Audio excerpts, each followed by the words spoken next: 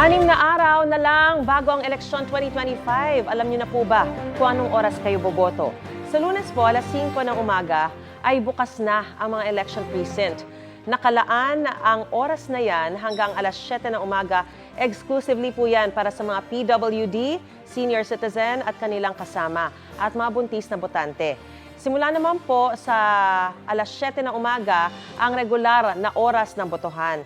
Para sa lahat po yan, maaari pa rin po namang magpunta sa oras na yan ang mga PWD o persons with disabilities, senior citizens at mga buntis. Magtatagal yan ng hanggang alas 7 ng gabi. Mayroon din pong mall voting o pagboto sa mall. Ayon sa COMELEC, nasa 42 mall ang lalahok sa buong bansa. Pero hindi lahat ay maaaring bumoto sa mall. Tanging mga botante lamang po ng presinto ng barangay kung saan matatagpuan ang mall ang maaaring bumoto roon. Para naman sa kompletong listahan ng mga mall na kabilang sa mall voting, bisitahin lang po ang official social media pages at website ng COMELEC.